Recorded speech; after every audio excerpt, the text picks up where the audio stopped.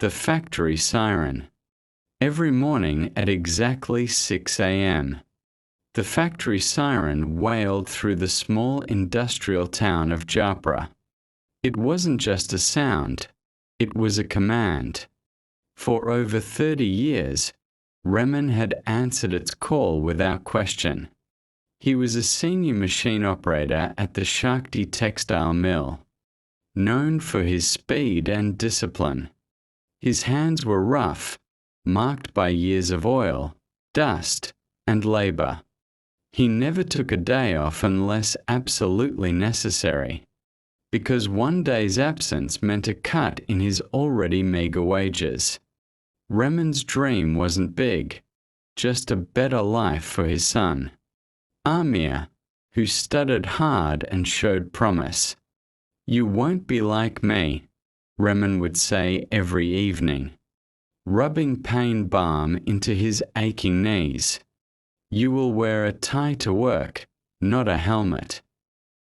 Then, one winter morning, the siren didn't ring. The workers gathered outside the factory gates, confused. A typed notice was pinned to the wall. Due to unforeseen financial circumstances, Shakti Textile Mill is permanently closed.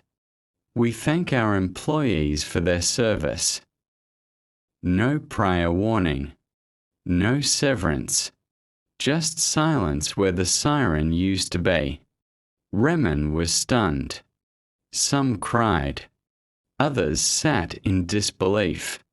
But Remen stood up and addressed the crowd.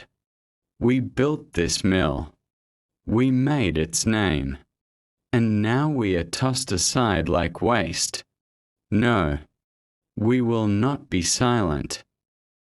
He organized the first protest in his life. The workers occupied the mill gates. Local media covered the story. Politicians made appearances, promising help. It wasn't easy. The company had legal shields, but Remen didn't give up. After weeks of struggle, the workers secured partial compensation, and a fund was set up for retraining laid-off employees. The factory didn't reopen, but something else did: the workers' belief in their own power. Remen never heard the siren again, but now, when he walked through the town, people nodded at him with respect. He was no longer just a factory worker. He was a voice. Let me know if you want this rewritten as a poem, a play scene, or if you want the other stories expanded like this. Hammer the Miners' Strike, 1984 to 1985. A war between workers and the state. Background. By the early 1980s, coal mining, once the backbone of the British economy, was declining. The National Union of Mine Workers, NUM, under the fiery leadership of Arthur Scargill, was one of the most powerful unions in Britain. But Prime Minister Margaret Thatcher, who had already clashed with unions early in her tenure, saw them as an obstacle to economic reform and sought to reduce their power. In 1984, the government announced plans to close 20 uneconomic coal mines, which would lead to the loss of over 20,000 jobs. The NUM declared a national strike without a national ballot, sparking immediate controversy and divisions. The strike begins. The strike officially began in March 1984. Miners across Yorkshire, South Wales, Scotland, and the North East walked out. It quickly became more than a dispute over pit closures. It became a class war. Flying pickets were sent across the country to prevent coal transportation. Police forces were mobilized at unprecedented levels. often clashing violently with striking miners. Media coverage was overwhelmingly hostile to the strikers, portraying them as violent and unreasonably. The Battle of Orgreave.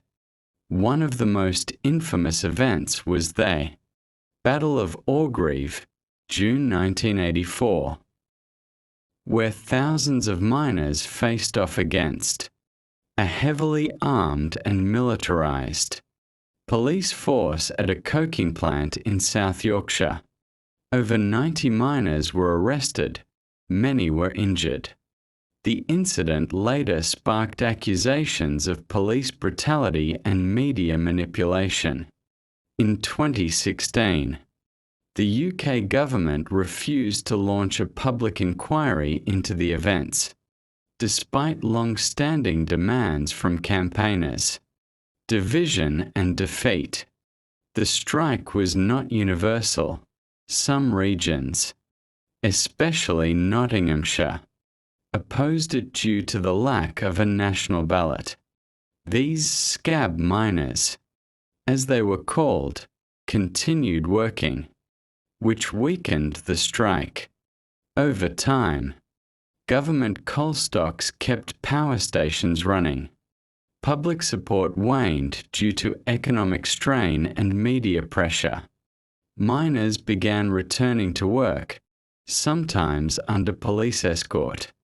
By March 1985, after a year of striking with no concessions, the NUM voted to return to work. Aftermath and legacy. The strike's defeat was a watershed moment in British Labour history. It broke the back of union power, setting the tone for future industrial relations. Many mining communities never recovered economically, facing unemployment, poverty, and social decline. Thatcher's government privatised national industries, reshaping the British economy toward a free market model. The Labour Party was deeply affected, torn between its union roots and the need to appeal to a broader electorate. Cultural impact. The miners' strike left a lasting legacy in British culture. Films like Billy Elliot and Pride captured the human cost and solidarity. Movements, such as LGBTQ+ activists supporting miners. Songs like Between the Wars by Billy Bragg and Shipbuilding. The Woman in the Mirror. Emily had just moved into her first apartment, a cozy one-bedroom in an old brownstone, with creaky floors and high ceilings. The rent was suspiciously cheap, but she chalked it up to luck and a desperate landlord. On her second day, while cleaning out the bedroom, she noticed a tall, antique mirror leaning against the wall. It wasn't hers. The frame was ornate, made of carved dark wood with roses and thorns entwined along the edges. A small crack ran across the upper right corner, but otherwise, the glass was clear and smooth. Curious, she tried moving it, but it was too heavy. She decided to leave it for now. That night, brushing her teeth, she caught a flicker of movement in the mirror. But when she turned around, nothing. She laughed it off. Just nerves. Night 2. Emily woke at 3:12 a.m., heart pounding. A cold breeze swept the room, though all windows were closed. She sat up and looked toward the mirror. There was a smudge in the glass. A shape. It looked like a handprint. She walked over and wiped it with a cloth. It didn't come off. It was inside the mirror. Night 3. Emily started having dreams of drowning. Cold hands dragging her underwater. A face staring at her from beneath the surface. Eyes open and unblinking. When she woke, she found that the mirror was fogged over. Written in the condensation were the words, "Let me out." Night 4. She covered the mirror with a bedsheet. At 3 a.m., she was awakened by a slow dragging sound. The bedsheet had been pulled off the mirror. Her bedroom door was still locked from the inside. She refused to look at it, hiding under her blanket until morning. Night 5. Emily invited a friend, Sarah, to stay over. She didn't explain why, just said the apartment felt weird. Sarah agreed to help her move the mirror out in the morning. That night, Emily woke again. This time, she saw Sarah sitting up in bed, staring directly at the mirror. "Sarah," she whispered. No reply. She got up and touched her friend's shoulder. Sarah blinked, confused. I thought someone was in the mirror." They slept with the lights on. Night 6. Sarah left in the afternoon, shaken but trying to play it cool.